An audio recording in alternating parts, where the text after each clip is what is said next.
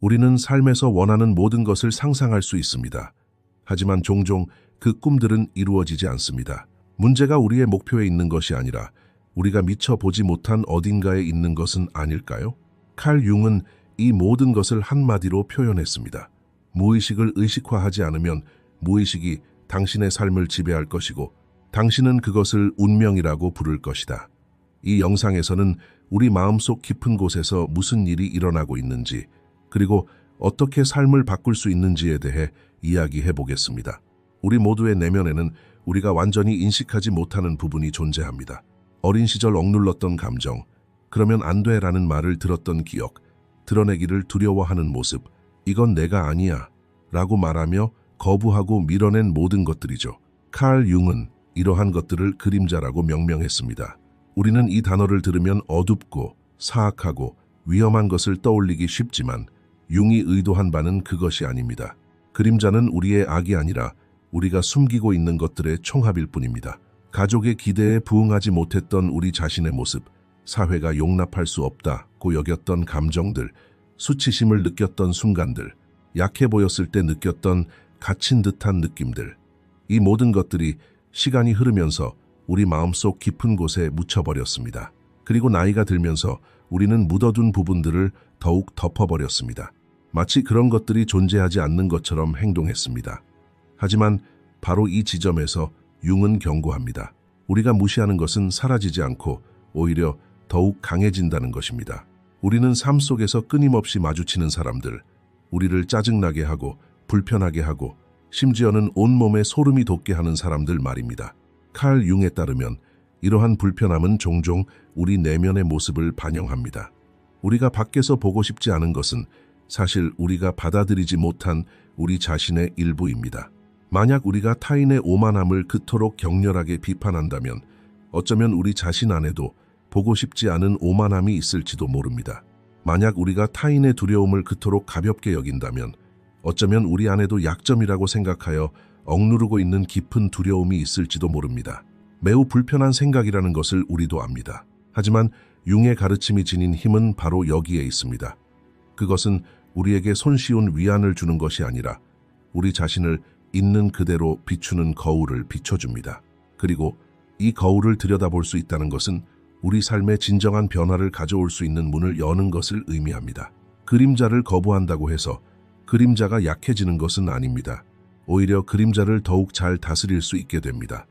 우리가 억누르는 모든 감정은 결국 폭발하거나 조용히 우리 안에 쌓여 에너지를 고갈시킵니다.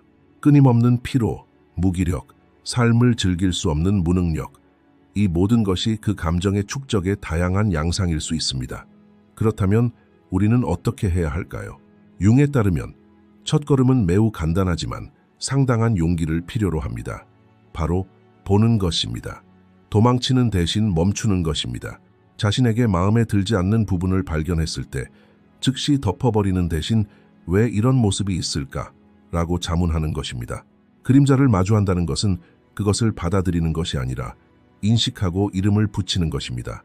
그리고 우리가 그림자의 이름을 붙이는 순간 우리에게 숨겨진 그림자의 영향력은 약해지기 시작합니다. 융은 이를 통합이라고 설명했습니다. 그림자를 파괴하는 것이 아니라 우리 존재의 일부로 받아들이는 것입니다. 우리가 그림자의 일부를 거부할수록 그것들은 더욱 미묘하게 우리를 조종하기 때문입니다.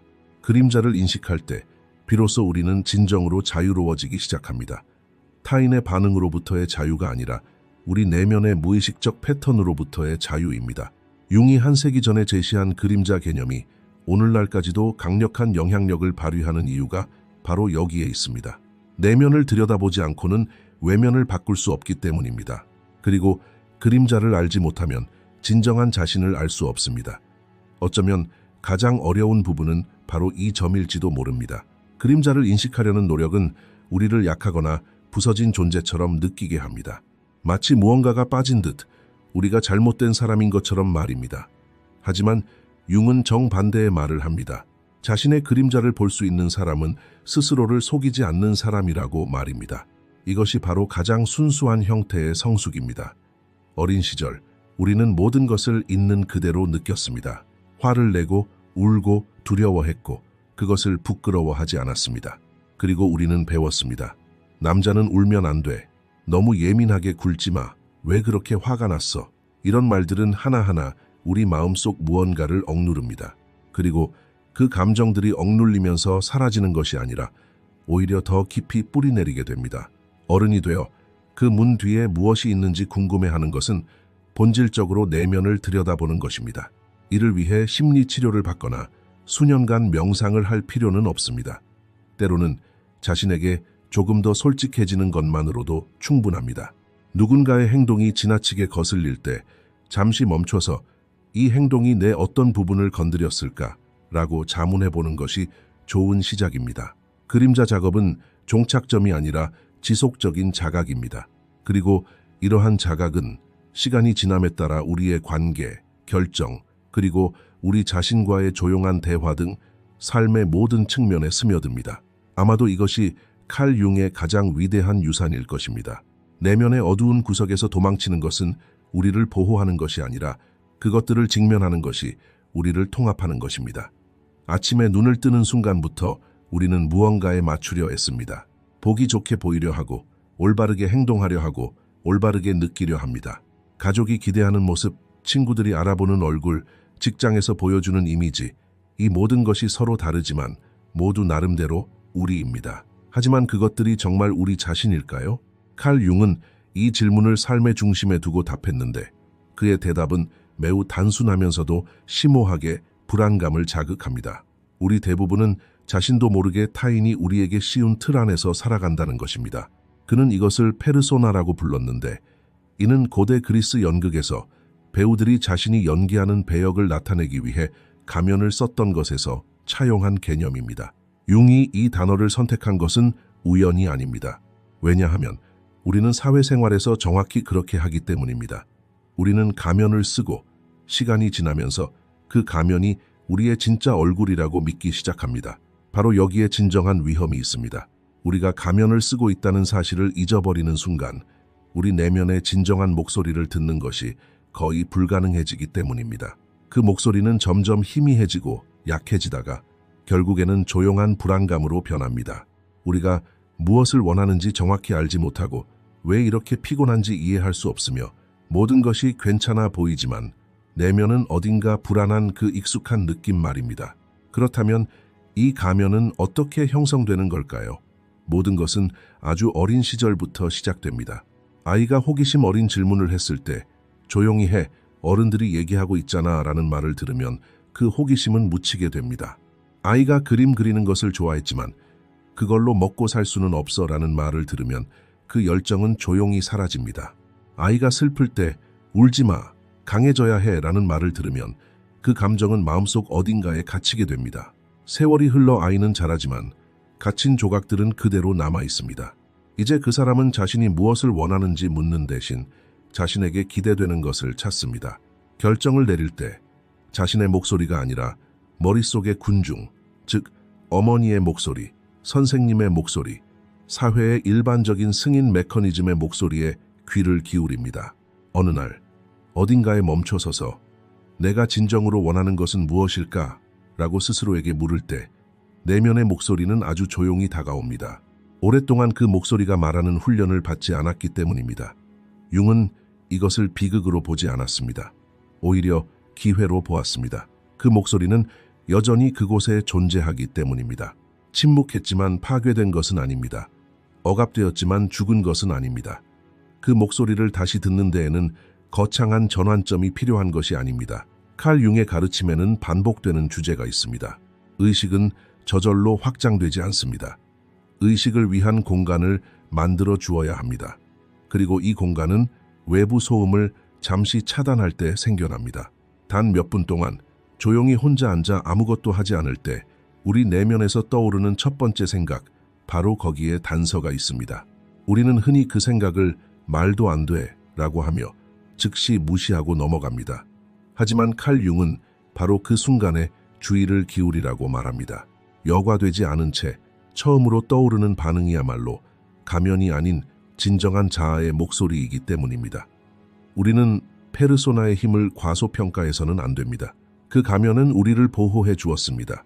사회생활을 영위하게 해주었고 관계를 유지하게 해주었으며 새로운 기회를 열어주었습니다. 하지만 어느 순간 보호해주던 것이 오히려 우리를 억압하기 시작합니다. 가면이 너무 꽉 조이면 숨쉬기가 어려워집니다. 이때 해야 할 일은 가면을 벗어던지는 것이 아니라 그 뒤에 있는 진정한 자아를 알아보는 것입니다. 융에 따르면 진정한 힘은 완벽한 페르소나를 만드는 데 있는 것이 아니라 그 페르소나 뒤에 있는 온전한 자신을 알아보는 데 있습니다. 내면의 목소리를 듣기 위해 거창한 깨달음의 순간을 기다릴 필요는 없습니다. 잠시 멈추는 것만으로도 충분합니다. 어떤 결정을 내리기 전에 단 1초만 멈춰서 이것이 정말 나를 위한 것일까? 라고 자문해 보는 것만으로도 충분합니다. 시간이 흐르면서 그 목소리는 더욱 강해지고 분명해지며 어느 날 우리는 깨닫게 됩니다. 그 목소리는 사라진 적이 없었고 단지 우리가 듣는 것을 잊었을 뿐이라는 것을. 그리고 아마도 가장 놀라운 사실은 내면의 목소리를 억누르려고 애쓰는데 쏟는 에너지가 엄청나게 크다는 것입니다.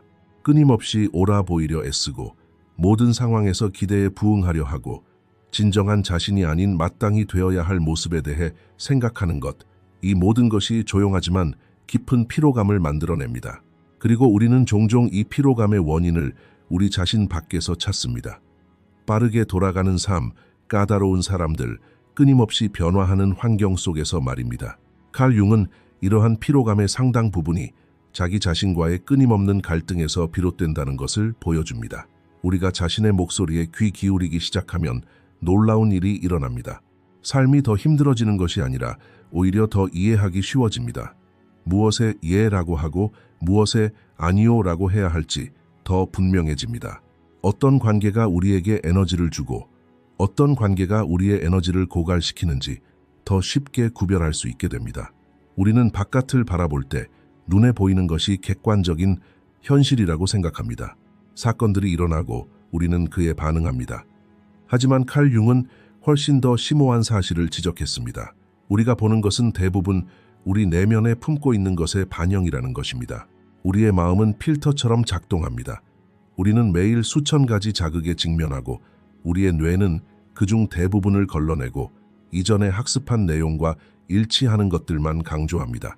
따라서 실제로 우리는 세상을 있는 그대로가 아니라 우리가 기대하는 대로 봅니다. 인생은 힘들다 라고 믿으며 잘한 사람은 주변의 어려움을 훨씬 쉽게 알아차립니다. 기회가 눈앞에 있더라도 그들은 먼저 기회를 잡지 못할 가능성이 높습니다. 왜냐하면 그들의 마음은 그러한 기회를 찾아내도록 훈련되지 않았기 때문입니다. 사람들은 믿을 수 없다 라고 믿는 사람은 가장 진실된 접근에서도 숨겨진 의도를 찾으려 할 것이고 종종 자신이 찾던 것을 발견할 것입니다.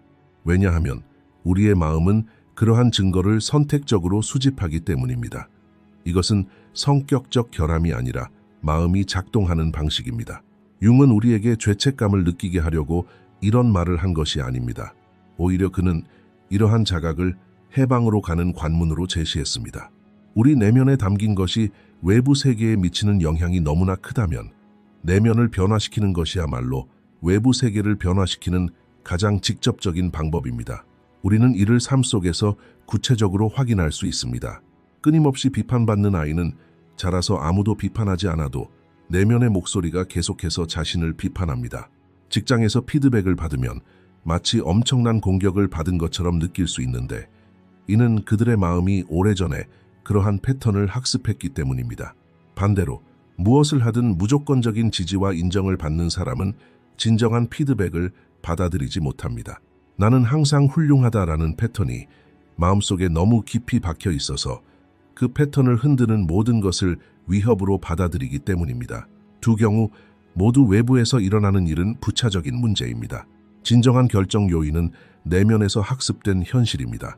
칼 융은 이를 설명하기 위해 투영이라는 개념을 사용했습니다. 우리는 내면에서 무의식적으로 느끼는 것들을 외부로 투사하고 마치 외부에서 오는 것처럼 반응합니다. 우리가 가장 많이 불평하는 것들을 살펴보면 종종 우리 내면에서 해결하지 못한 무언가의 흔적을 발견할 수 있습니다. 우리가 가장 무력감을 느끼는 상황들을 자세히 살펴보면 반복적으로 강화되어 이제는 진실처럼 느껴지는 어떤 믿음을 마주하게 될지도 모릅니다. 칼 융에 따르면 우리는 결국 같은 결론에 도달합니다. 바로 자각입니다. 어떤 상황에 압도당하거나 예상치 못한 자극을 받을 때 우리의 첫 번째 반응은 외부에서 무슨 일이 일어났는지를 살펴보는 것입니다. 하지만 한 걸음 더 나아가 이것이 내 안에서 무엇을 자극했을까라고 질문하면 우리는 전혀 다른 곳에 도달하게 됩니다. 이 질문은 비난이 아니라 탐구입니다. 그리고 그 탐구는 우리를 마음속 깊은 곳으로 이끌어 수년 동안 알아채지 못하고 의문을 제기하지 않았지만 매일 우리의 결정, 관계, 그리고 삶에 대한 관점을 조용히 지배해온 패턴들을 발견하게 합니다. 마음이 만들어낸 현실의 개념은 우리를 운명의 희생양에서 벗어나게 하고 우리 안에 있는 것을 직시하고 그것에 의문을 제기하고 시간이 지남에 따라 변화시킬 수 있는 선택권을 줍니다. 이것은 쉽지도 않고 단시간에 이루어지는 것도 아닙니다. 하지만 가능합니다. 융이 우리에게 주는 가장 가치 있는 것은 바로 이것일지도 모릅니다. 우리가 우리 삶의 주인이 될 수 있다는 생각 말입니다. 외면이 변하기 전에 내면이 먼저 변하기 시작하면 나중에 돌아봤을 때 깨닫게 됩니다. 세상은 여전히 같은 세상이지만 우리는 다른 시각으로 세상을 바라보고 있다는 것을 말입니다. 그리고 그 시각이 바뀌면 삶 또한 변한다는 것을 알게 됩니다. 이러한 변화는 거창한 결정을 내리거나 삶을 완전히 새로 시작해야 하는 것이 아닙니다. 마음이 만들어낸 현실을 바꾸는 것은 종종 작지만 꾸준한 자각의 순간에서 시작됩니다. 어떤 상황에 즉각적으로 반응한 후 잠시 멈춰서서 이 반응은 어디에서 오는 것일까? 라고 자문하는 것은 시간이 지남에 따라 그 패턴의 힘을 약화시킬 수 있습니다. 믿음은 의심받지 않는 한 절대적인 진실처럼 느껴지기 때문입니다. 하지만 빛이 비추어지면 그 실체가 명확해집니다. 그 믿음은 우리를 보호하기 위해 학습된 오래된 전략일 뿐 더 이상 효과가 없다는 것을 말입니다. 칼 융은 이를 이렇게 표현했습니다. 무의식적 패턴은 의식의 빛이 비추어지는 순간부터 변화하기 시작한다고 말입니다. 그러므로 보는 것만으로도 변화가 일어납니다. 우리 삶에서 끊임없이 반복되는 상황들, 즉 항상 같은 유형의 사람들을 만나고 항상 같은 문제에 부딪히고 항상 같은 실망을 겪는 것들은 우연이 아닙니다. 그것들은 마음이 익숙한 것을 재현하려는 경향이 구체적으로 드러난 것입니다. 그리고 이러한 순환을 인식하는 것이 바로 그로부터 벗어나는 첫걸음입니다. 칼 융의 가르침에서 가장 심오한 개념 중 하나는 아마도 개성화일 것입니다. 이 단어를 처음 들었을 때 우리는 자칫 이기심이나 사회로부터의 고립을 떠올릴 수도 있지만 융이 의도한 바는 전혀 다릅니다. 개성화는 자신을 다른 사람들보다 우월하다고 여기는 것이 아니라 자신이 다른 사람들과 다르다는 것을 받아들이는 것입니다. 존중의 목소리에 귀 기울이고 자신의 목소리에 귀 기울이는 용기입니다. 이러한 용기는 생각보다 훨씬 드뭅니다. 왜냐하면 우리 대부분은 평생 동안 정반대의 것을 배워왔기 때문입니다. 순응하는 것은 안전했고 다르게 사는 것은 위험했으며 받아들이는 것은 자기 자신을 희생하는 것을 의미했습니다. 융은 개성화를 목적지가 아니라 여정으로 정의했습니다. 그리고 이 여정이 언제 시작되고 어디서 끝나는지 말할 수 없습니다. 왜냐하면 그것은 평생에 걸쳐 펼쳐지는 과정이기 때문입니다. 꽃이 피는 것에 비유할 수 있습니다. 억지로 꽃을 피우려 하면 꽃잎이 찢어지지만 조건이 맞으면 꽃은 스스로의 내적 질서에 따라 제때에 피어납니다. 개성화는 바로 그런 것입니다. 우리 안에 이미 존재하는 온전함을 향해 우리만의 속도로 나아가는 과정이죠. 이 여정은 어떻게 시작될까요? 대개는 단절에서 시작됩니다. 삶의 한가운데 모든 것이 순조롭게 흘러가는 것처럼 보이는 순간 내면에서 조용하지만 끈질긴 느낌이 듭니다. 뭔가 부족하다. 직업도 안정적이고 인간관계도 유지되고 겉으로 보기에는 모든 것이 괜찮아 보이지만 내면에는 공허함이 있습니다. 융은 이를 의미의 위기가 아니라 성장의 부름이라고 불렀습니다. 정신, 영혼이 더 넓은 차원으로 나아가라는 신호인 거죠. 이 부름을 듣는 사람들은 보통 두 가지 중 하나를 합니다. 더 많은 외부 자극, 즉 더 많은 일, 더 많은 오락, 더 많은 사교 활동에 몰두하여 그 목소리를 억누르거나 아니면 그 목소리에 귀 기울여 무엇을 말하려는 건가요? 라고 묻습니다. 개성화로 가는 여정은 바로 이 두 번째 질문에서 시작됩니다. 이 질문을 던지려면 편안한 영역에서 벗어나야 합니다. 왜냐하면 그 답이 항상 유쾌한 것만은 아니기 때문입니다. 때로는 그 답을 통해 우리가 수년간 공들여 온 것이 사실은 우리 자신이 아닌 타인을 위한 것임을 깨닫게 됩니다. 때로는 우리 안에 품고 있는 두려움이 우리의 결정에 얼마나 깊이 영향을 미치는지 보여주기도 합니다. 그리고 때로는 우리가 스스로 만들어낸 아름다운 이야기가 현실과 얼마나 동떨어져 있는지 깨닫게 해주기도 합니다.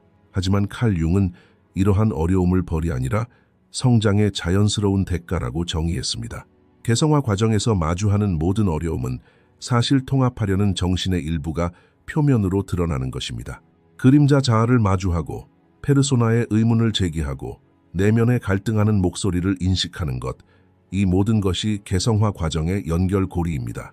그리고 각 연결고리를 통해 우리는 자신에게 조금 더 가까워집니다.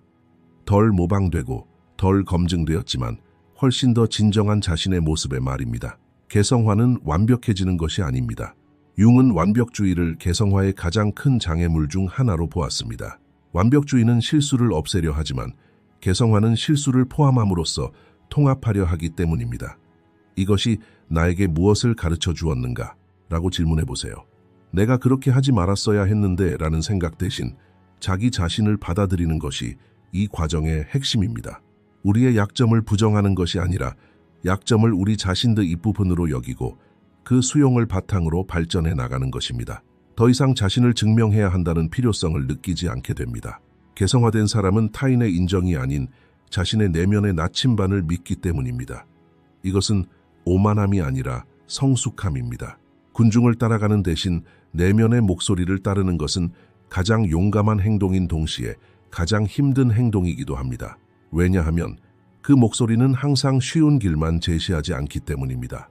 때로는 거절하라고, 때로는 무언가를 놓아주라고, 때로는 완전히 미지의 세계로 발을 내디드라고 합니다. 융은 분명히 말했습니다.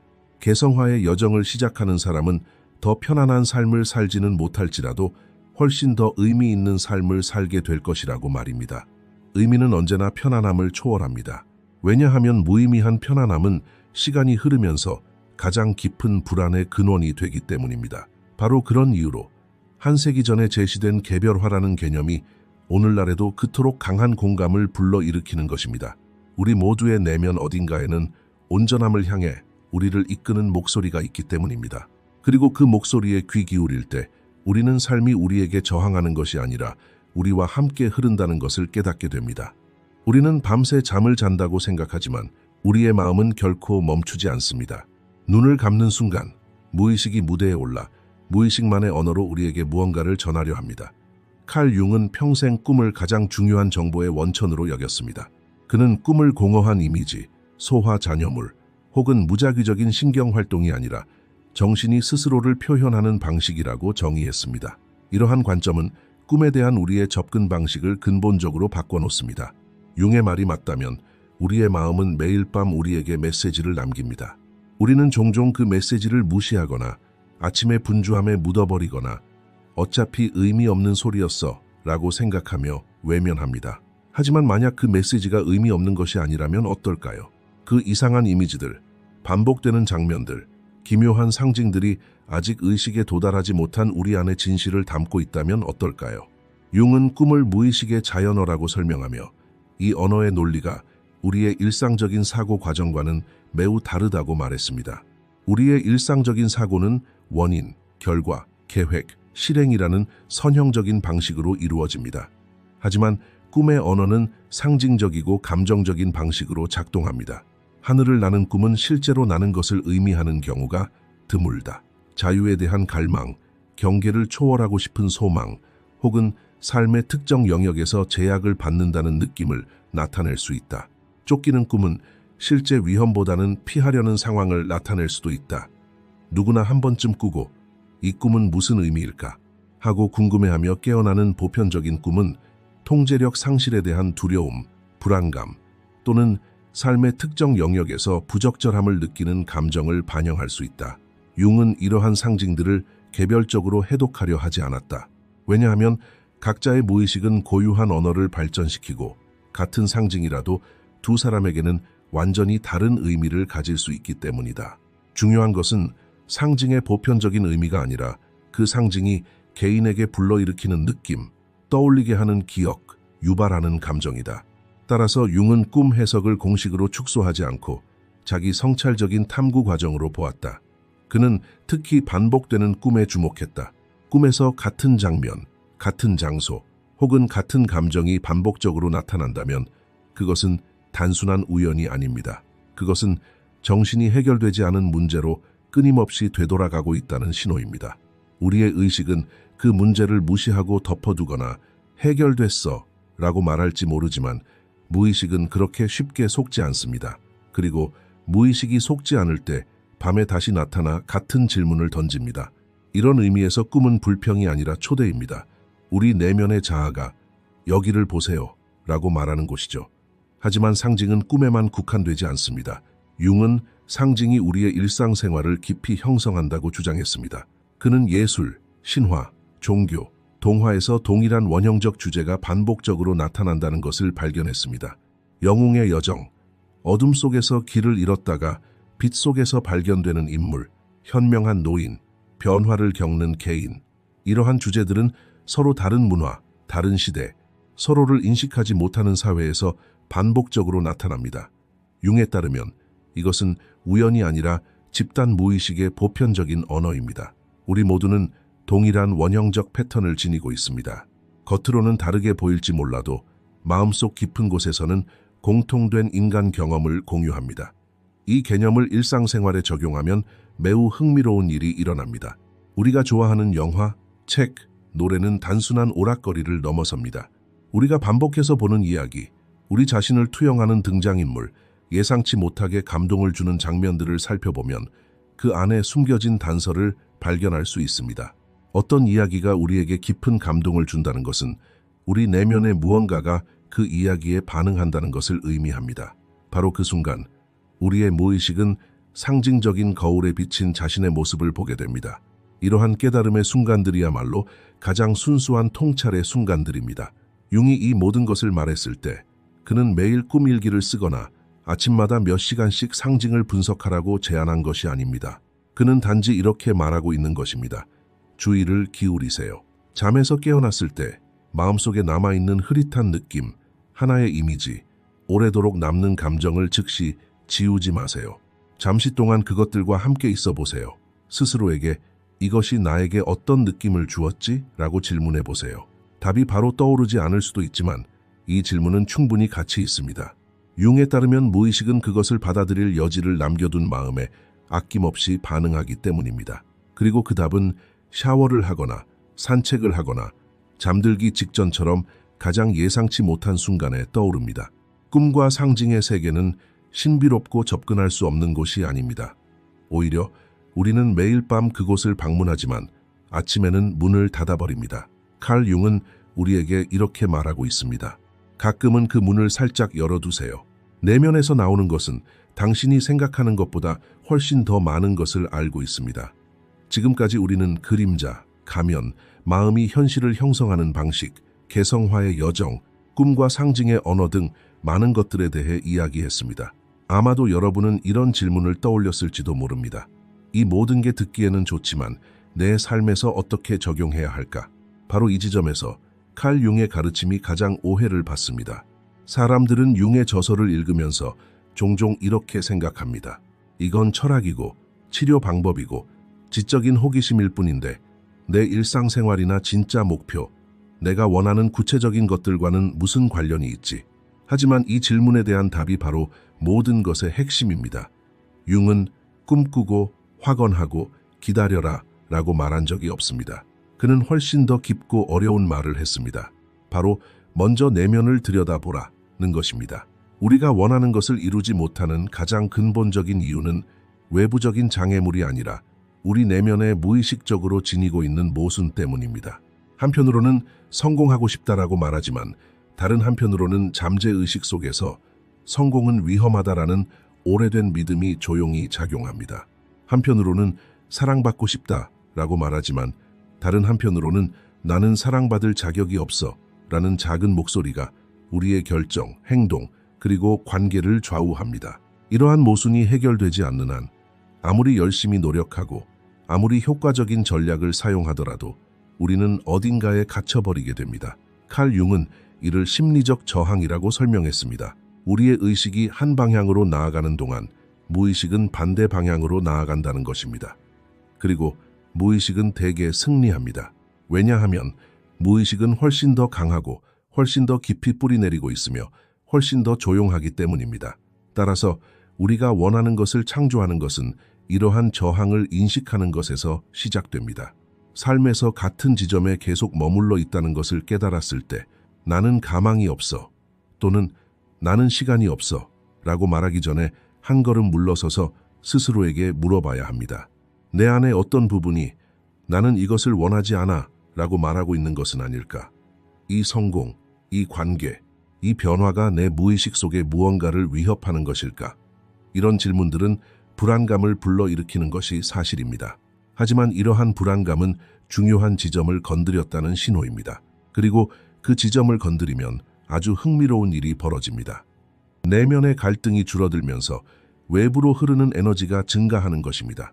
똑같은 행동, 똑같은 노력이 전혀 다른 결과를 낳습니다. 자신과 싸우는 대신 이제는 자신과 같은 방향으로 나아가기 때문입니다. 융의 가르침을 우리가 원하는 것을 창조하는 것과 연결지어 생각해보면 또 다른 중요한 개념이 떠오릅니다. 바로 동시성입니다. 융은 이 단어를 통해 의미 있는 우연의 일치들을 설명했습니다. 정확히 그 순간에 그 사람을 만나는 것, 정확히 그 책의 그 페이지를 우연히 발견하는 것, 정확히 그 생각을 하고 있을 때 기회가 찾아오는 것 등입니다. 그는 이를 신비주의적으로 표현한 것이 아니라 내면의 변화가 일어날 때 외부의 패턴 또한 변화하기 시작한다고 말했습니다. 아마 우리 모두 살면서 한 번쯤은 이런 느낌을 받았을 겁니다. 무언가가 마음속에 자리 잡고 명확해지고 진정으로 결정을 내면화할 때 마치 외부 세계가 반응하는 듯한 느낌 말입니다. 마법은 아니지만 마음과 현실 사이에 깊고 아직 완전히 이해되지 않은 연결고리가 드러나는 신호입니다. 우리가 원하는 것을 창조하려면 인내심이 필요합니다.